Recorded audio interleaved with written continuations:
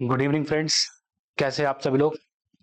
तो last lecture में हम लोग जो है क्वाड्रेटिक फॉर्म और को ही डिस्कस कर रहे थे।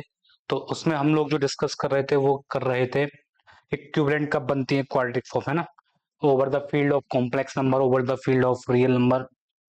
ठीक है, हम इन सब चीजों को डिस्कस कर रहे थे।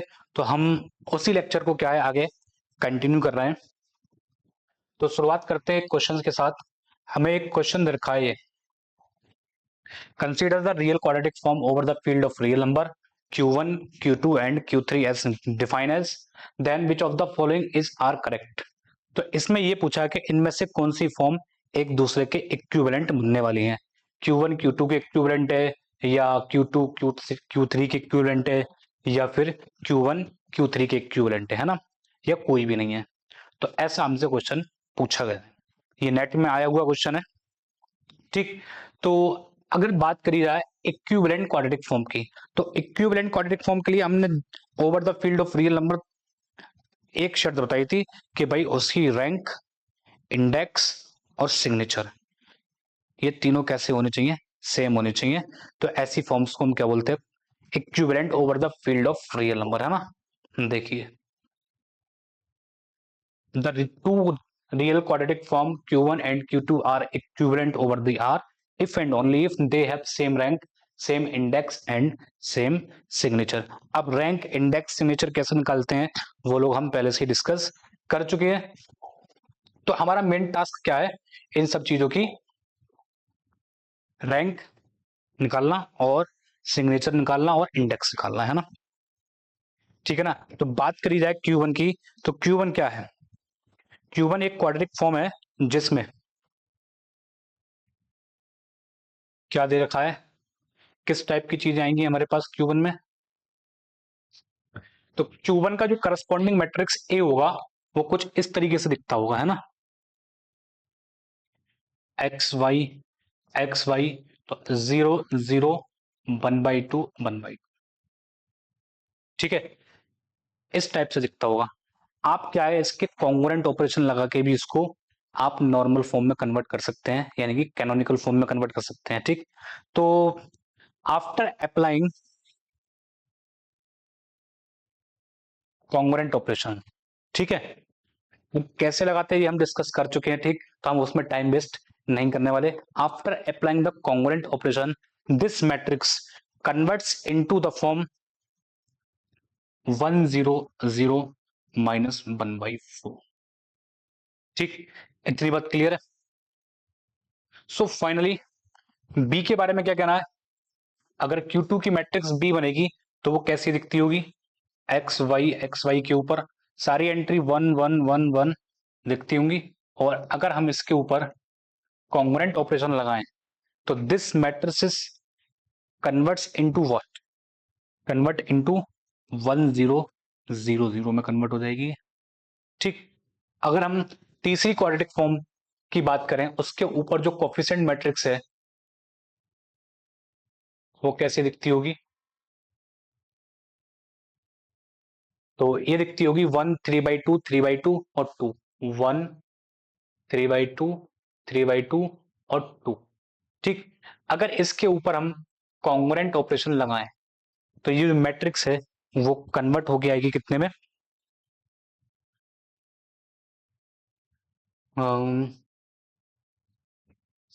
1 0 0 माइनस के 5/4 में कन्वर्ट होकर आएगी। तो ये इस तरीके से हमारी क्या हो जाएंगी, कन्वर्ट हो जाएंगी। नाउ व्हाट कैन वी से हियर, तो यहां जो बिहेवियर है, एक वैल्यू कैसी है, पॉजिटिव एक नेगेटिव, यहां एक पॉजिटिव एक नेगेटिव, यहां एक पॉजिटिव और एक जीरो। तो इसकी रैंक कितनी हो गई, रैंक तो इसकी भी 2 है और रैंक उसकी 2 है, और इसकी रैंक कितनी है, इसकी रैंक 1 है। तो यानी कि ये तो क्लियर हो गया कि हाँ, कि Q2 जो है वो किसी के भी क्या नहीं जा रही है, कॉन्ग्रुएंट नहीं जा रही है। ना तो वो Q1 के कॉन्ग्रुएंट जा रही है और ना ही वो Q2 Q3 के कॉन्ग्रुएंट जा रही है। तो अब कहानी बचती है किसकी, तो Q2 never be congruent to Q3 और Q1। तो पहला और दूसरा तो गलती हो गया। ठीक है, अगर बात करी जाए Q3 की, तो एक पॉजिटिव एक नेगेटिव, एक पॉजिटिव एक नेगेटिव, ठीक है। रैंक कितनी हो गई? 2। इंडेक्स कितना हो गया? एक एक। सही है। सिग्नेचर भी कैसा हो गया? सेम हो गया एकदम, ठीक है। तो यानी कि Q1 और Q3 आपस में कैसी हैं? इक्विवेलेंट है। ये तो हो गया कि भाई आपने कॉन्ग्रुएंट ऑपरेशन से बता दिया। मैंने तो नहीं लगाया, आप लोगों को लगाकर चेक करना पड़ेगा। दूसरा तरीका क्या हो सकता है?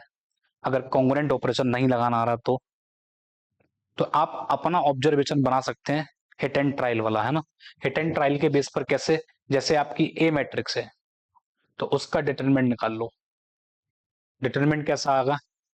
डिटरमिनेंट आएगा माइनस का 1/4। 1/4 है तो ये कभी भी जीरो तो नहीं होगा, है ना। ठीक। ऐसे ही डिटरमिनेंट भी कितना आएगा? जीरो आएगा। ऐसे ही डिटरमिनेंट सी जो आएगा वो कितना आने वाला है? 4 - 2 - 9/4 मिलके माइनस का 5/4। ठीक है। तो अब आप यहां से ऑब्जर्वेशन बना सकते हैं। क्या ऑब्जर्वेशन बन सकती है यहां से? आप देखिए कि अगर बी का डिटरमिनेंट जीरो है तो बी के पास कैसी आइगन वैल्यू होगी? चूंकि बी का ऑर्डर कितना है? 2/2 का ऑर्डर है, तो बी के पास डेफिनेटली एक आइगन वैल्यू जीरो होगी। और एक आइगन वैल्यू या तो पॉजिटिव होगी या नेगेटिव होगी, उससे क्या फर्क है अब। ठीक। तो एक आइगन वैल्यू होगी क्या?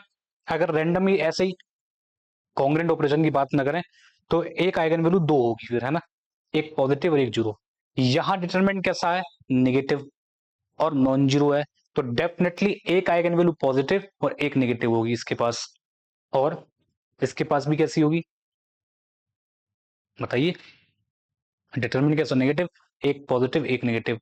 तो यानी कि पॉजिटिव आइगन वैल्यू शो किसको करती है? नॉर्मल फॉर्म में आप लिख क्या रहे हैं?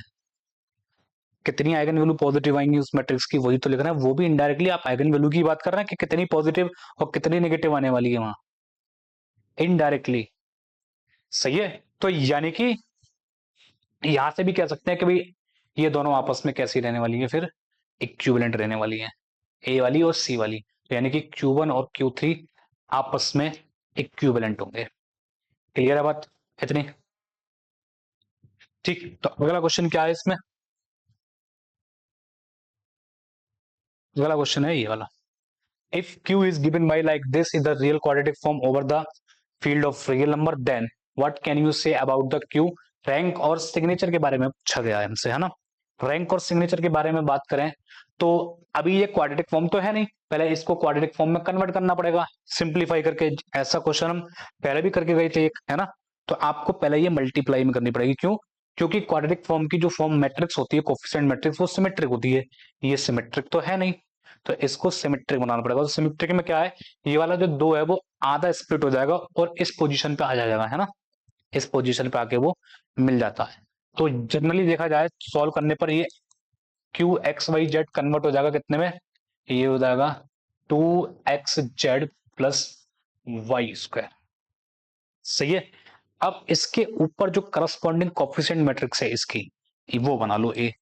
तो वो बनेगी 0 0 1 0 1 0 1 0 0। तो ये हमारी कोफिशिएंट मैट्रिक्स बनकर आ गई, which is what?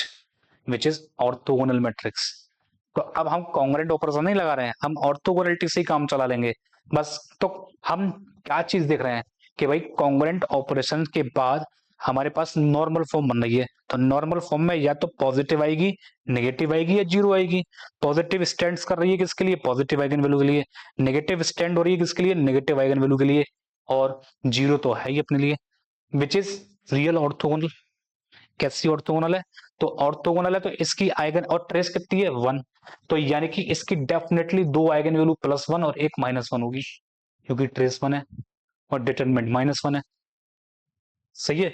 So what can you say about the rank? तीनों आइगन वैल्यू कैसी है इसकी? Non zero. तो रैंक तो कितनी हो गई? 3 हो गई। तो दो तो कभी हो नहीं सकती, है ना। तो ये without using the pen, how to do? Without applying congruent operation. सही है। तो ये हमने इसके पीछे का थोड़ा सा शॉर्टकट ढूंढा है। हालांकि काम तो कर जाता है सब में, कभी कभी ऐसा क्वेश्चन भी फंस जाता है कि नहीं भी करे तो आपको क्रॉस चेक करना है, तो आप कॉन्ग्रुएंट ऑपरेशन लगा के ही चेक करें। ठीक। यहां क्या कहेंगे सिग्नेचर के बारे में, एक दो पॉजिटिव और एक कैसा है, नेगेटिव है, तो सी ऑप्शन सही हो गया, डी ऑप्शन गलत हो गया। ठीक है, तो इस टाइप से आप शॉर्ट स्मार्ट वे में निकाल सकते हैं आंसर, बस कहने का मतलब ये है। नहीं तो आप कॉन्ग्रुएंट ऑपरेशन लगाइए, पहले इस वाली पोजीशन को 1 बनाइए, इसको 0 बनाइए। ठीक, तो आप हाफ हाफ ऑपरेशन करके कि R1 is replace by R1/2 और C1 is replace by C1/2 जोड़ के इनको लिख दीजिए, 1 बन जाएगा। इसको फिर जब ये 1 बन जाएगा तो इसके नीचे 0 बना लीजिए, फिर सही है। फिर इस वाले 1 को फिर यहाँ पे 1 बना लीजिए, फिर इसको 0 बना लीजिए। कैसे जैसे चाहे आप कॉन्ग्रुएंट ऑपरेशन लगा के अपने तरीके से बना सकते हैं। ठीक है, तो वैसे तो जनरली कॉन्ग्रुएंट ऑपरेशन लगाने के बाद ये दिखता कैसा होगा, सही है, तो वो दिखता होगा लगभग जैसे मैंने हाफ ऑपरेशन लगाया तो हाफ से तो 1 ही 1 बनेगा। अगर आप सीधा पूरा पूरा ऑपरेशन लगाएंगे तो 2 1 और माइनस का 1/2 टाइप से ऐसे कुछ दिखेगा, है ना। बाकी सारी एंट्री इसमें 0 बन जाएंगी। ठीक, तो हम उसमें ज्यादा इंटरेस्टेड नहीं है ना। अगला क्वेश्चन है, अगर ए एक रैशनल मैट्रिक्स है, then which of the following matrix be there exist a P matrix such that B is equal to P transpose AP. So they are asking just indirectly for similar matrices के बारे में बात कर रहा है ना, तो इसके करस्पॉन्डिंग कौन सी मैट्रिसेस सिमिलर होगी।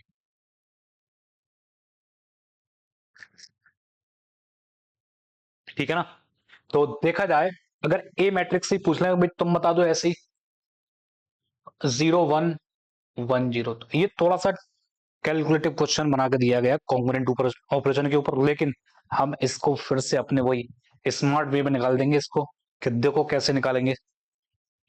सही है, तो हमने क्या करा इसमें,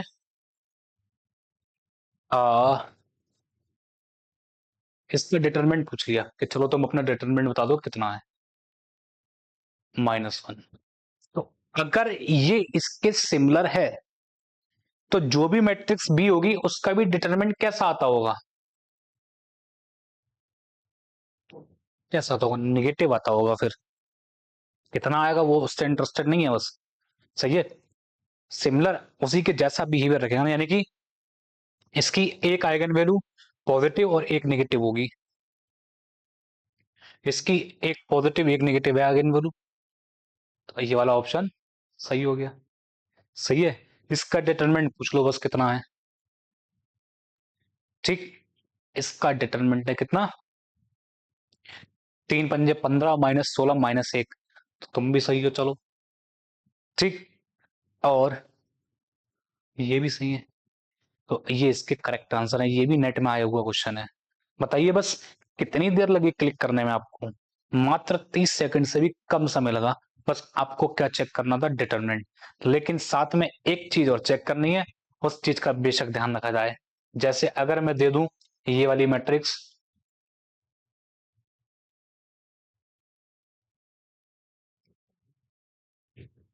ठीक है, तो इसका डिटरमिनेंट कितना है, 5 - 3 = 2 ग्रेटर देन 0, सही है, पांचवा ऑप्शन, तो ये गलत है।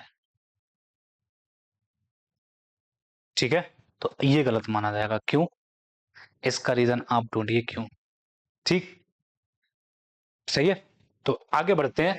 तो ये तो बात रही इनके क्वेश्चंस की कि भाई ये कॉन्ग्रुएंट ऑपरेशंस के ऊपर कैसे कैसे क्वेश्चन बन सकते हैं, है ना, इक्विवेलेंट के ऊपर कैसे बन सकते हैं। तो अब जो हमारा मेन काम है हम उसकी तरफ चलते हैं, और उसमें सबसे पहला मेन काम है क्वाड्रेटिक फॉर्म्स के ऊपर। सबसे पहली फॉर्म है पॉजिटिव डिफाइनाइट फॉर्म, है ना, कौन सी है, हमारे पास 5 टाइप की ये फॉर्म्स हैं, जिसमें पहली पॉजिटिव डिफाइनाइट है, दूसरी सेमी पॉजिटिव है, तीसरी निगेटिव है, चौथी सेमी निगेटिव है, पांचवी इनडेफिनिट है। ठीक, पॉजिटिव डिफाइनाइट फॉर्म, नाम से पता है कि पॉजिटिव होनी चाहिए, तो कोई कैरेक्टरिस्टिक ऐसा होगा, इसका कोई ऐसा क्वालिटी होगी जो पॉजिटिव रहने वाली है ना। तो कहने का अगर नॉर्मल फॉर्म के बेस पर देखा जाए तो जब रैंक और इंडेक्स सेम हो जाए, एक जैसे हो जाएं, यानी कि तो ऐसी चीजों को हम क्या बोलते हैं, पॉजिटिव डेफिनाइट, यानी कि नेगेटिव नंबर आया ही नहीं बिल्कुल और जीरो भी नहीं आया। सही है, तो ऐसी चीजों को हमने नाम दिया है पॉजिटिव डेफिनाइट। तो ऐसी इसकी एक डेफिनेशन इनर प्रोडक्ट के बेस पर भी होती है। तो इनर प्रोडक्ट के बेस पर जो डेफिनेशन है वो तो भाई देखो, इनर प्रोडक्ट तो अभी हमने डिस्कस करा नहीं है, वो सबसे लास्ट में जाके डिस्कस करने वाले हैं अपने लोग। ठीक है, तो पहले उससे पहले तो लीनियर अलजेब्रा, लीनियर ट्रांसफॉर्मेशन, ये सब वेक्टर स्पेस, सब space, basis, dimension, linear transformation, linear functional, और ये सब चीजें हम करने वाले हैं। उसके बाद सबसे जाके लास्ट में इनर प्रोडक्ट स्पेस करेंगे। ठीक, तो इनर प्रोडक्ट के बेस पर भी एक डेफिनेशन इसकी दी जाती है कि अगर कोई एक वेक्टर अपने वेक्टर के साथ इनर प्रोडक्ट करे और वो ग्रेटर देन जीरो रहे, for all v is not equal to zero, तो ऐसी चीजों को हमने नाम दिया है पॉजिटिव डेफिनाइट। अगर यही चीज लेस देन जीरो हो जाए तो नेगेटिव डेफिनाइट है, greater than equal to zero हो जाए तो पॉजिटिव सेमी डेफिनाइट है, और less than equal to zero हो जाए तो क्या हो जाए, सेमी सेमी नेगेटिव हो जाएगा ना। और अगर कुछ v के लिए पॉजिटिव, कुछ b के लिए नेगेटिव या जीरो हो जाए, तो ऐसी चीजों को हमने नाम दिया है इनडेफिनाइट। तो ये डेफिनेशन है किसके बेस पर, इनर प्रोडक्ट के बेस पर, तो हम उसमें ज्यादा इंटरेस्टेड अभी नहीं है ना। तो हमने जो पढ़ी है फॉर्म, हम उसी के बेस पर इसकी डेफिनेशन देना, ठीक है, पसंद करेंगे। तो ऐसे लिखते हैं पॉजिटिव डेफिनाइट के लिए। तो वैसे तो बहुत सारे क्राइटेरिया हैं चेक करने के, ठीक है। A quadratic form is said to be positive definite if a quadratic form x transpose ax is positive definite if क्या हो, x transpose ax is greater than zero for all what x is non zero। सही है, तो ये definition दी गई है positive definite के लिए। ठीक, तो ये जर्नल डेफिनेशन है बस। ठीक, तो और क्या है, तो और के बेस पर क्या है, अगर कोई भी मैट्रिक्स पॉजिटिव डेफिनाइट है, यानी कि कोई भी क्वाड्रेटिक फॉर्म पॉजिटिव डेफिनाइट है, तो हम क्या करेंगे, उसकी इक्विवेलेंट जो फॉर्म है मैट्रिक्स फॉर्म पे, उस पे चले जाएंगे ए पर। तो कोफिशिएंट मैट्रिक्स पकड़ लेंगे क्यू का, तब ए के ऊपर रिजल्ट दिए गए हैं, और वो रिजल्ट दिए गए हैं, पहला result all eigenvalues of A are या तो पॉजिटिव हो जाए। ठीक, सब ए की आइगन वैल्यू कैसी हो जाए, पॉजिटिव हो जाए। ठीक, ऑल, या और करके all principal minors of A are positive. इसका क्या मतलब है, जैसे आपके पास कोई 3x3 की मैट्रिक्स है,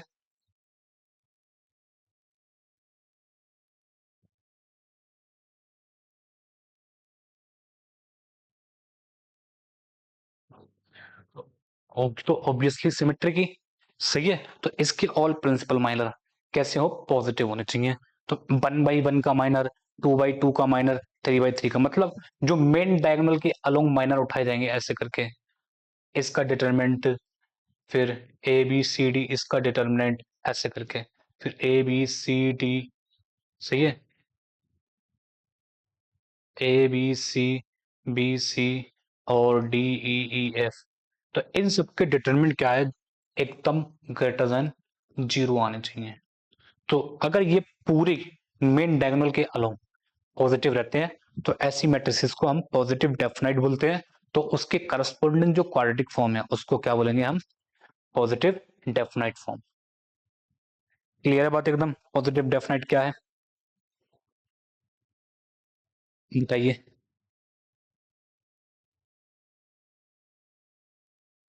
ठीक, तो अब इसमें आगे बढ़ते हैं। इसमें जो अगली फॉर्म है वो है पॉजिटिव सेमी डेफिनाइट, है ना। तो पॉजिटिव सेमी डेफिनाइट के लिए क्या है, तो इनर प्रोडक्ट कम से कम क्या हो, फिर एक वेक्टर ऐसा नॉन जीरो मिले जिसके लिए इनर प्रोडक्ट जीरो हो जाए, इनर प्रोडक्ट के बेस पर, है ना। तो पॉजिटिव सेमी डेफिनाइट या सेमी पॉजिटिव डेफिनाइट भी बोल सकते हैं, जैसे आपका मन हो वैसे बोल देना, है ना। ठीक। तो सेमी का मतलब कुछ रिलैक्सेशन दे दी जाए इस पॉजिटिवनेस को, है ना। तो उसमें क्या है, all eigenvalues of A are greater than equals to zero होनी चाहिए।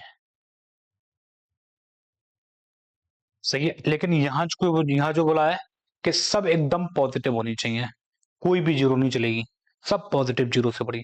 लेकिन यहाँ थोड़ी सी रिलैक्सेशन दे दी है ना।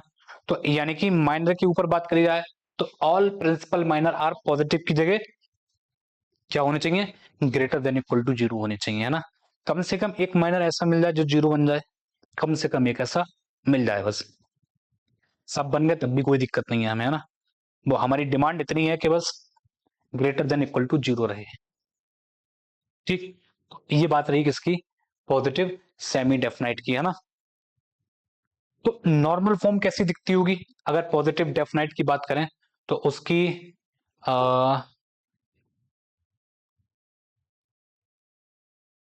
नॉर्मल फॉर्म कैसी दिखती होगी, पॉजिटिव डेफिनेट की नॉर्मल फॉर्म। तो उसकी जो नॉर्मल फॉर्म दिखती होगी कुछ इस तरीके से दिखती होगी, 1/1 स्क्वायर, 1/2 स्क्वायर, सब पॉजिटिव दिखती होंगी ऐसी करके, 1/n स्क्वायर, इस टाइप की दिखती होगी। सही है। एक दिमाग में आपके क्वेश्चन आ रहा होगा कि आप स्क्वायर क्यों लिख रहे हैं इनके, तो इसके बारे में सोचिएगा क्यों लिख रहे हैं भाई स्क्वायर। ठीक।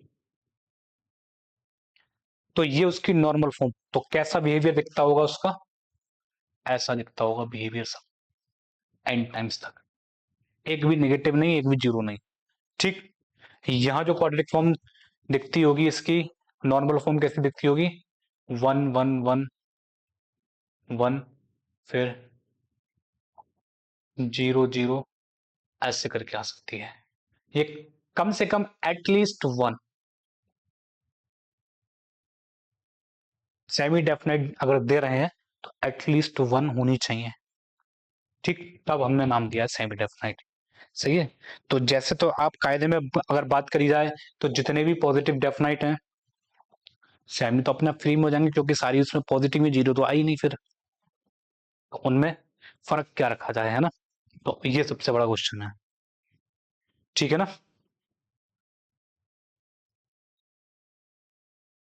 तो आगे चला जाए।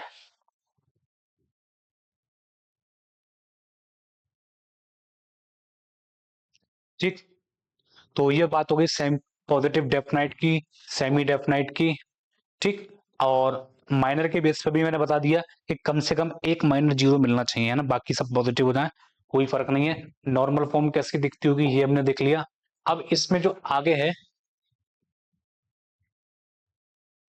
निगेटिव डेफिनाइट, नेगेटिव डेफिनाइट क्या है, तो सारे आइगन वैल्यू कैसे होने चाहिए, लेस देन जीरो होने चाहिए। तो सबसे पहले तो वही है कि Q is equal to x transpose A x is negative definite. तो क्या क्या चीजें हो सकती हैं, तो नेगेटिव डेफिनाइट के लिए for all x x transpose A x less than zero ही रहना चाहिए, for all x non zero. जैसे पॉजिटिव डेफिनाइट के लिए for all x greater than zero है, वैसे ही फॉर ऑल एक्स के लिए यहाँ less than x transpose A x should be less than zero for all x is not equal to zero.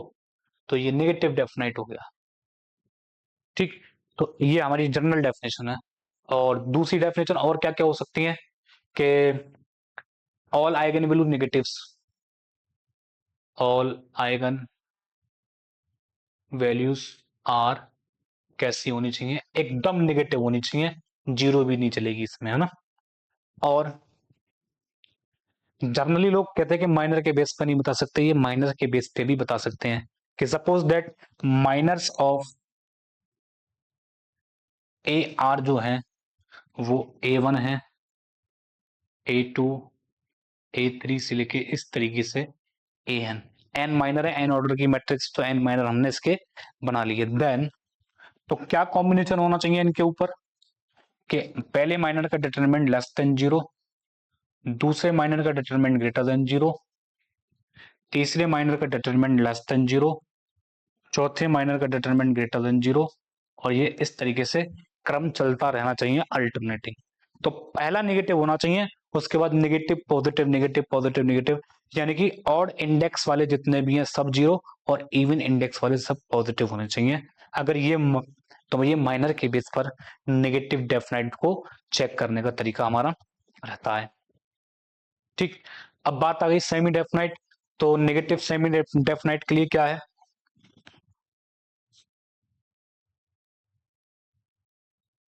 Negative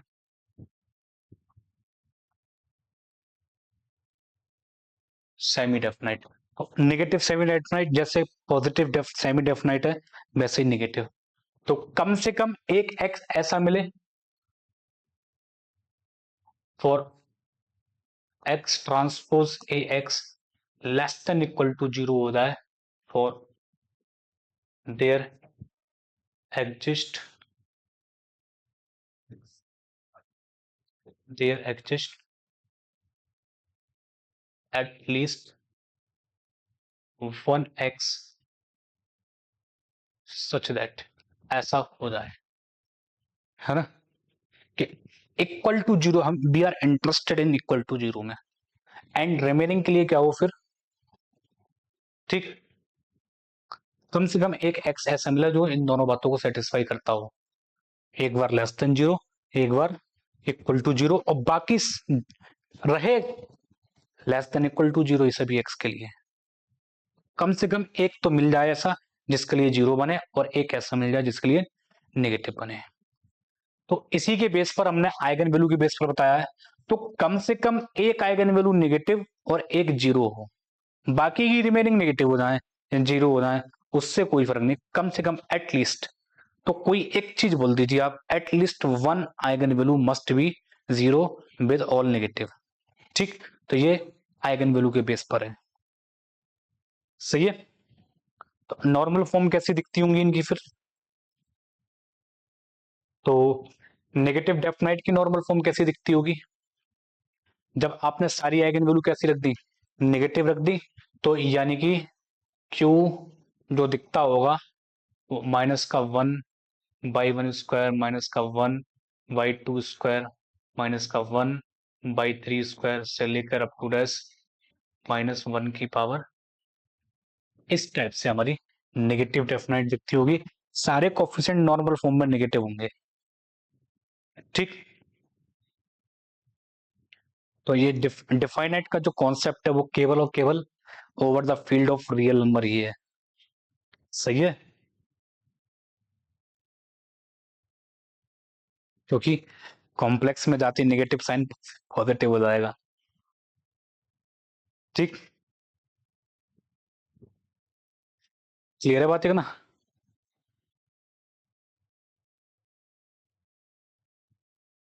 अब जो इसमें है नेगेटिव डेफिनेट, वो कैसी दिखती होगी, तो वो कम से कम ऐसी दिखती होगी, Q is equal to minus one by one square minus one into by two square, और कहाँ तक माइनस वन इंटू वाई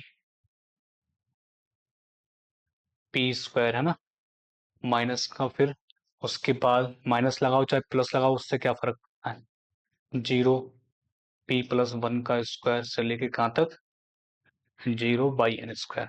तो कम से कम एक जीरो आएगी इसकी। सही है, तो सिग्नेचर कैसा दिखता होगा, minus one minus one minus one, कितनी बार, पी बार, और जीरो जीरो जीरो कितनी बार, एन माइनस पी बार, तो कम से कम एन माइनस पी की वैल्यू 1 रहनी चाहिए, है ना।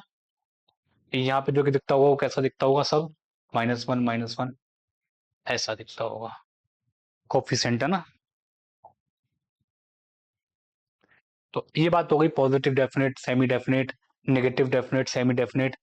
अब इसमें जो लास्ट है वो है हमारा इनडेफिनेट।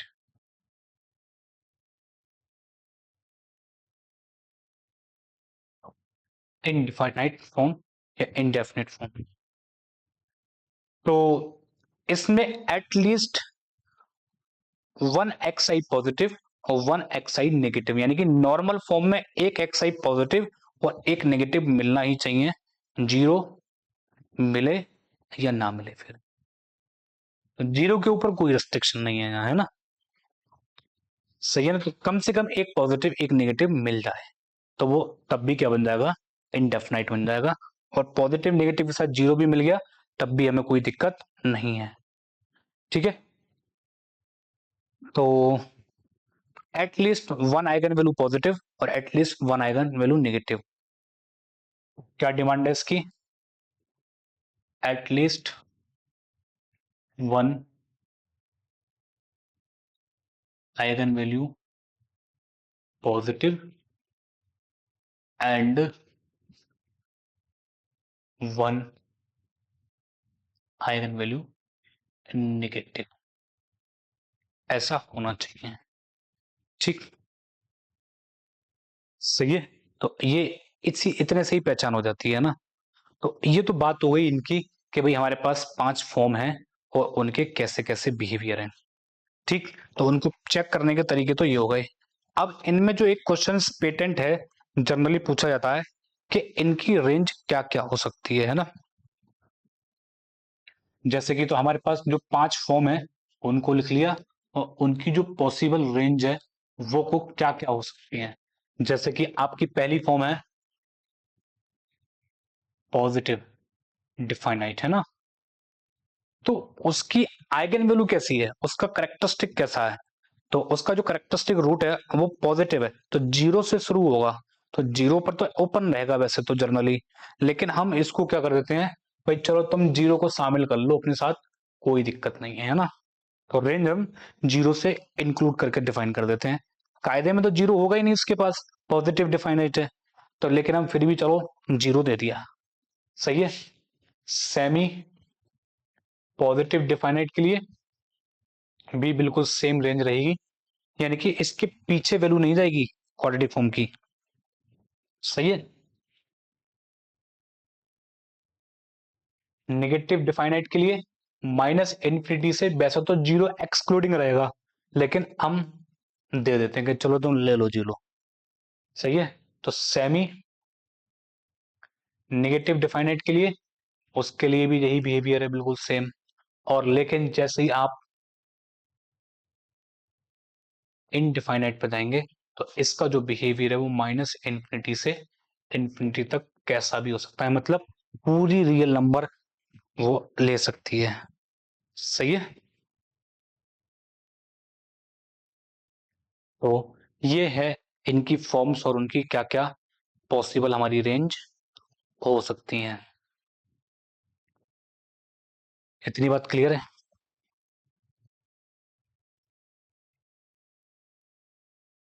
तो आगे बढ़ते हैं थोड़ा सा।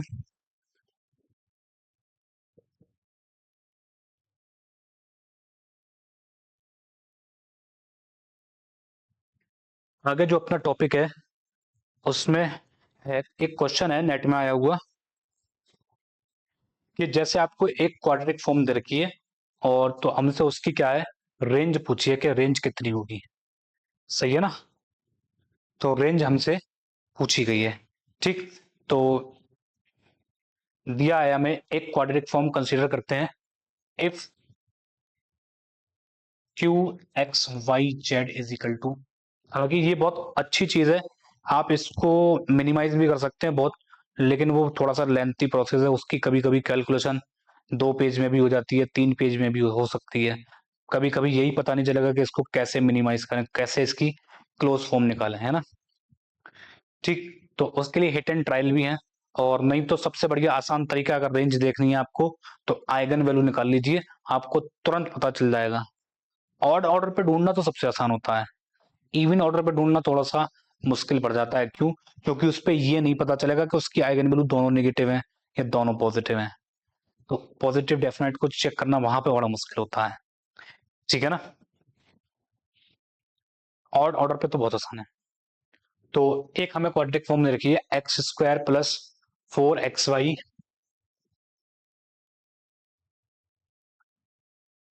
प्लस 4y² प्लस 6yz,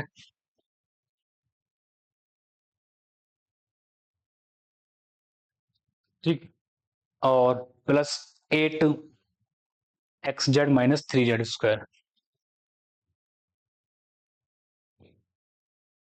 ठीक, तो ये कह रहा है what is the range of this quadratic form. सही है। तो रेंज के बिहाफ पे उसने ऑप्शन दे दिए कि पॉजिटिव डेफिनेट है, नेगेटिव डेफिनेट है, सेमी डेफिनेट है या इनडेफिनेट है। तो आप रेंज निकाल लीजिए। तो रेंज निकालने के लिए सबसे आसान तरीका, मैट्रिक्स बना लीजिए। तो कितने वेरिएबल है? 3 वेरिएबल है, 3 बाई 3 की बन जाएगी इजिली, है ना? तो इसका जो कोफिशिएंट मैट्रिक्स दिखेगा वो कैसा दिखेगा? एक्स वाई जेड 1, तो ये 2, ये वाली 2, और ये कितनी हो गई 4, और ये हो गई कितनी 3, और ये भी हो गई कितनी, सॉरी ये 3, ये वाली 3, ये वाला कितना हो गया 4, और ये वाला भी कितना हो गया 4, ठीक, और ये हो गया माइनस का 3। ये बन गई आपकी सिमेट्रिक फॉर्म, है ना? तो अब आपके पास दो चीजें हैं, या तो आप कॉन्ग्रुएंट ऑपरेशन लगाइए और इसकी नॉर्मल फॉर्म बना लीजिए। ठीक, नॉर्मल फॉर्म का बिहेवियर देख लीजिए, पॉजिटिव आ रहा है, नेगेटिव आ रहा है या जीरो आ रहा है। तो ऐसे करने में तो ये 3 बाई 3 के कॉन्ग्रुएंट ऑपरेशन लगाते लगाते 5 मिनट तो आपके लग जाने हैं। तो वो तो आपके कोई नहीं बचा पाएगा फिर, है ना, 5 मिनट। और स्मार्ट वे में करना चाहे तो हम अभी पीछे करके आए थे, है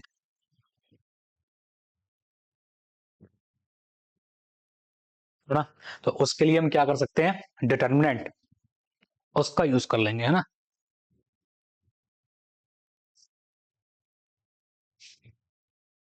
ठीक, तो इनडेफिनेट का मैंने माइनर का तरीका नहीं बताया था, माइनर के बेस पे इनडेफिनेट कैसे चेक करते हैं, याद आ गया मुझे। तो जैसे कि आपने पॉजिटिव डेफिनेट के लिए बताया कि ऑल माइनर पॉजिटिव, है ना? सेमी डेफिनेट के लिए क्या बताया कि कम से कम एक जीरो मिल जाए, एक पॉजिटिव मिल जाए, पॉजिटिव, बाकी के रिमेनिंग पॉजिटिव हो जाए उससे कोई फर्क नहीं, कम से कम एक जीरो मिल जाए, बाकी के रिमेनिंग पॉजिटिव। ठीक, नेगेटिव डेफिनेट के लिए सारे माइनर का क्रम कैसा है, पहला नेगेटिव, दूसरा पॉजिटिव, तीसरा नेगेटिव, चौथा पॉजिटिव, ऑड वाले नेगेटिव, इवन वाले पॉजिटिव होने चाहिए, है ना? ठीक, और यहां पर कम से कम एक का जीरो मिल रहा है और हो उसी क्रम में। ठीक, इनडेफिनेट जो इनमें से किसी का भी क्रम फॉलो ना करे, कुछ पॉजिटिव, मतलब आर्बिट्री ऑर्डर ऑफ आ जाए डिटरमिनेंट्स का, कि शुरू के दो पॉजिटिव फिर नेगेटिव फिर पॉजिटिव, या पहला नेगेटिव बाकी के दो पॉजिटिव हो जाए, तो ऐसी चीजें अपनी काउंट होंगी किसमें, इनडिफाइनाइट में, है ना? तो हम वही चीज यूज करेंगे। तो पहले इस मैट्रिक्स का डिटरमिनेंट कितना है पहले वही निकाल लेते हैं, वहां तक जाने की जरूरत भी नहीं पड़ेगी। देखो इसका डिटरमिनेंट कैसा, बताइए कैसा, नेगेटिव। इसका जो डिटरमिनेंट जो भी निकल कर आए वो नेगेटिव आएगा, है ना? तो इतना तो तय है कि अगर डिटरमिनेंट नेगेटिव है तो दो आइगन वैल्यू पॉजिटिव है और एक नेगेटिव है, और नेगेटिव है तो जीरो से तो छोटा ही है ना, जीरो तो आया ही नहीं, तो जीरो उसकी कभी आइगन वैल्यू बनेगी नहीं। जब जीरो आइगन वैल्यू नहीं बनने वाली तो डेफिनेटली क्या है, ओवरऑल डिटरमिनेंट तो नेगेटिव है और ऑर्डर है 3 बाई 3 का। ठीक, तो कम से कम टू आइगन वैल्यूज कैसी रही होंगी, पॉजिटिव, और 1 आइगन वैल्यू कैसी रही होगी, या तो नेगेटिव। एक पॉसिबिलिटी तो ये है, या फिर ऑल 3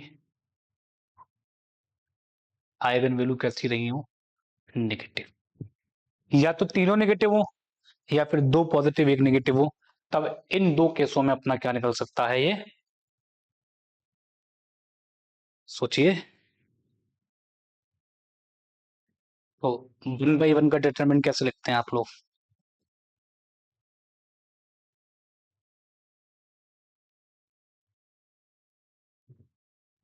ठीक,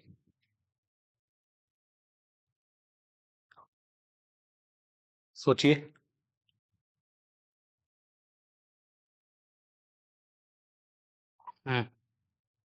ठीक है ना? तो इसका जो पैटर्न आने वाला है वो कितना आने वाला है, 2 पॉजिटिव 1 नेगेटिव। ठीक। आ, आप 2/2 के माइनर का रिजल्ट डिटरमिनेंट देखिए जरा। 4 - 4 मिलके 0 है। तो यानी कि ये एकदम डेफिनेटली पूरी तरीके से नेगेटिव डेफिनाइट नहीं है। आप पूरा मत चेक करो, एक 2/2 का भी चेक कर लिया, एक तो उल्टा मैंने 3/3 का निकाल दिया, 2/2 का देख। ठीक है। तो वहां से क्या पता चला, 2/2 का डिटरमिनेंट कैसा, 0। तो ये नेगेटिव डेफिनाइट तो नहीं है, नेगेटिव नहीं है। तो यानी कि इसकी सारी आइगन वैल्यू नेगेटिव नहीं है। तो 2 पॉजिटिव है 1 नेगेटिव है। तो ये सीधा पता चल गया कि ये जो है वो कैसी है, इनडिफाइनाइट है। एंड रेंज जो रहने वाली है वो इसकी -इन्फिनिटी से इन्फिनिटी रहने वाली है।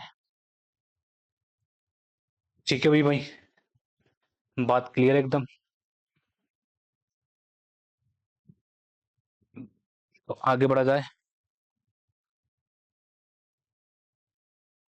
ठीक।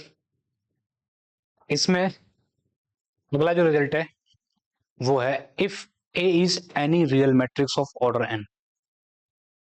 If A is any matrix of any real matrix of order n, n order की कोई भी एक एकदम हमने मैट्रिक्स ले रखी है, real matrix. Then result is saying that A into A transpose is always non-negative definite।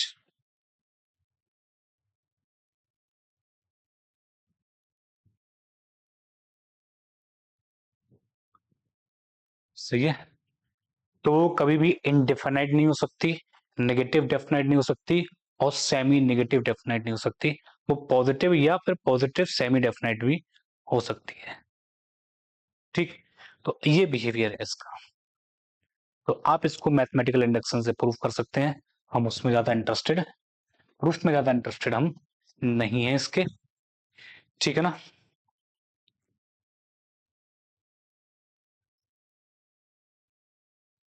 आगे बढ़ते हैं इसमें।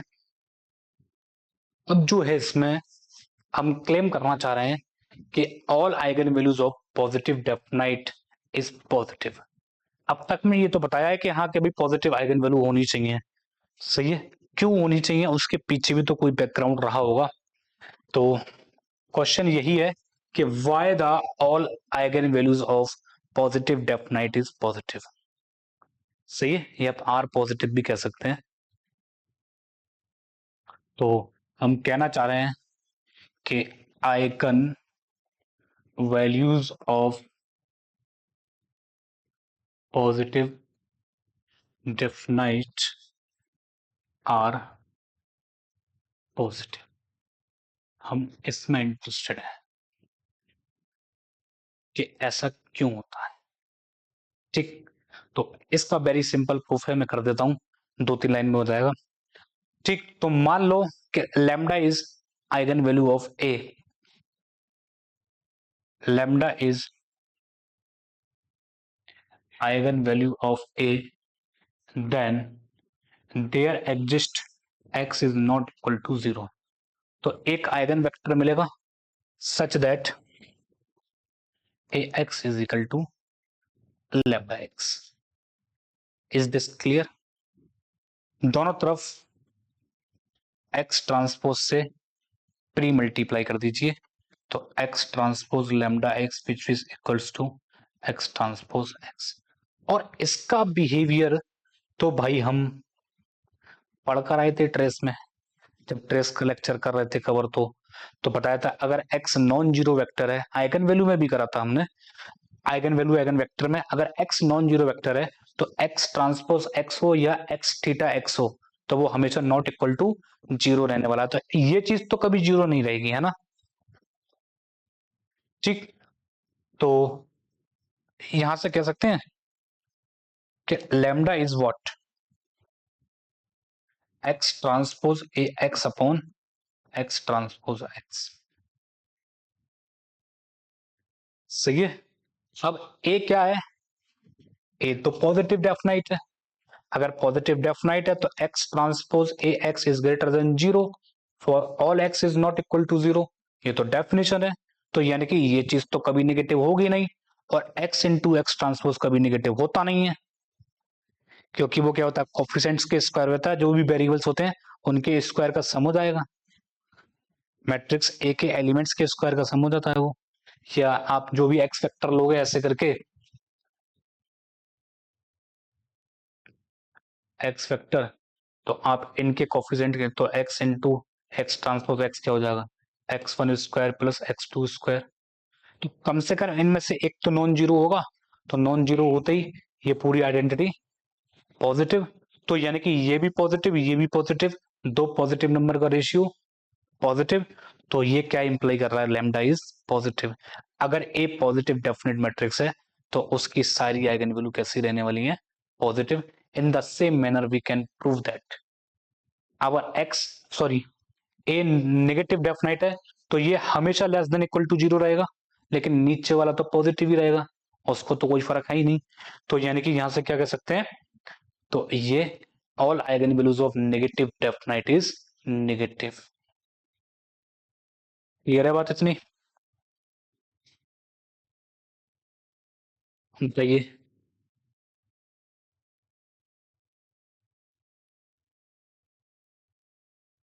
सही है। तो आगे जो है इसमें, तो हम रिजल्ट कह रहे हैं अगर ए और बी दो पॉजिटिव डेफिनाइट हैं तो उनका सम पॉजिटिव डेफिनाइट होगा। अगला result, if A and B are positive definite, then a plus b is also positive definite। तो a प्लस बी भी हमेशा पॉजिटिव डेफिनाइट हो जाएगा। प्रूफ एकदम सिंपल है, आप ए को A positive definite, B positive definite, तो उनकी आइगन वैल्यू कैसी, पॉजिटिव, तो उनके सम की कैसी, पॉजिटिव, हो गई प्रूफ। सही है।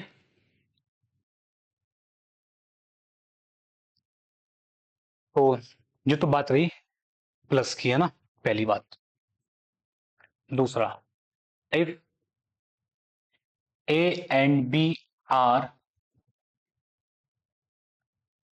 पॉजिटिव definite, then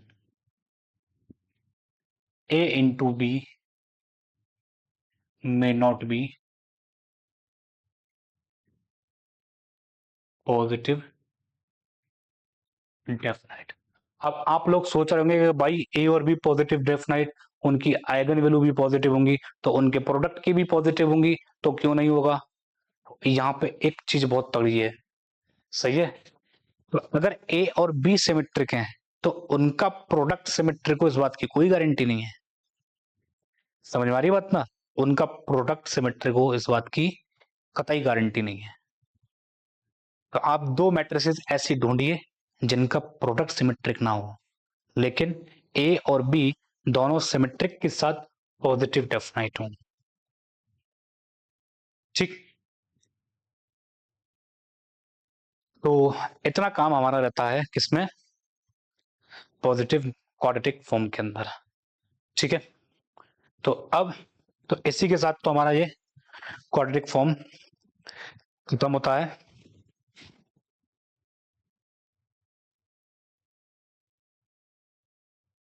ठीक, तो यहां पर आके अपना मैट्रिसेस का काम हमने फिनिश कर दिया है। अब जो हमारा स्टार्ट होगा वो वेक्टर स्पेस होगा, सब स्पेस होगा, बेसिस, डायमेंशन। ठीक, उनका एकदम अलग ही लेवल होगा। हम जैसे जनरली करते हुए आते हैं ग्रेजुएशन में, उस तरीके से कुछ भी नहीं है। हम उसको एकदम प्रैक्टिकल वे में लेकर आएंगे। सही है ना, मतलब हम कोशिश करेंगे कि उनको ग्राफिकली रिप्रेजेंट किया जाए कैसे भी। ठीक, और कोशिश रहेगी कि उनको रियल लाइफ में कैसे कनेक्ट करें। ठीक है ना, तो ये हमारी कोशिश है अगले लेक्चरों में कि हम लीनियर अलजेब्रा का स्टार्ट करेंगे और उसमें वेक्टर स्पेस से स्टार्ट करेंगे। वेक्टर स्पेस को रियल लाइफ में कैसे दिखते हैं, सब स्पेस कैसे दिखते होंगे रियल लाइफ में, ग्राफिकली उनको रिप्रेजेंट करने की हम कोशिश करेंगे। ठीक, उसके बाद थोड़ा सा बेसिस और डायमेंशन की तरफ जाएंगे। बेसिस डायमेंशन रियल लाइफ में कैसी दिखती होंगी, हम उसको थोड़ा सा ओवरव्यू लेने की कोशिश करेंगे। फिर इतना सब कुछ करने के बाद हम, एक थ्योरम रहती है इसमें, quotient factor group factor theorem, तो वो भी देख लेंगे थोड़ा बहुत। और उसके बाद हम मूव ऑन करेंगे किसकी तरफ, अपना linear transformation. Linear transformation real life में बहुत उसके एप्लीकेशन है। आप जैसे कि सिनेमा हॉल में या मल्टीप्लेक्स में पिक्चर देखने जाते हैं, तो वो एक तरीके से प्रोजेक्शन ही है। लीनियर ट्रांसफॉर्मेशन का ही काम है कि आपको वो शूट करके 2 डायमेंशन में शूट करी गई 3 डायमेंशन में दिखाई जाएगी, या 3 में शूट करके 2 में भी दिखा सकते हैं। जनरली हम जो रहते हैं वो 3 डायमेंशन में रहते हैं, चलते 2 डायमेंशन में है। ठीक, तो पिक्चर जो शूट की गई है वो 3 डायमेंशन में है, लेकिन आपको जो दिखाई जाएगी वो स्क्रीन पे दिखाई जाएगी। स्क्रीन तो आपके 2 ही डायमेंशन में है, तो इसके पीछे कौन सा प्रोजेक्शन काम कर रहा है, कौन सी ट्रांसफॉर्मेशन ऐसा काम कर रही है ना। तो उसको स्टीरियोग्राफिक प्रोजेक्शन बोलते हैं कॉम्प्लेक्स के अंदर, है ना। तो स्टीरियोग्राफिक का काम है 2 डायमेंशन को 3 में ले जाना, 3 को 2 में ले आना। ठीक, तो वो थोड़ा सा कॉम्प्लेक्स का पार्ट है। ठीक है, ऐसी कोई, ठीक, ये 3 डायमेंशन को 4 डायमेंशन में कैसे लेके जाएं, तो उन सबकी टेक्निक और रियल लाइफ में तो बताना थोड़ा सा पॉसिबल ही नहीं है कि 3 को 4 में कैसे लेके जाएंगे, दिखती नहीं है चौथी डायमेंशन तो हम लोगों को, तो दिखाएंगे कैसे, है ना। सही है ना, तो 2 3 तक तो विजुअलाइजेशन ठीक है। फिर उसके बाद हम लोग जो है लीनियर ट्रांसफॉर्मेशन करने के बाद लीनियर फंक्शनल की तरफ चले जाएंगे। लीनियर फंक्शनल में जो थोड़ा बहुत रहता है, ठीक, और फिर डुअल स्पेस की तरफ चले जाएंगे लीनियर फंक्शनल के ऊपर के बाद।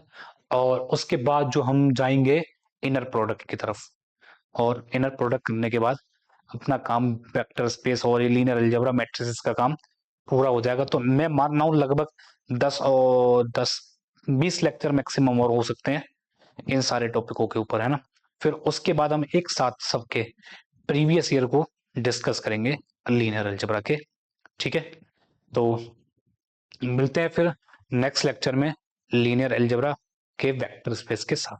तब तक के लिए गुड नाइट, शुभ रात्रि।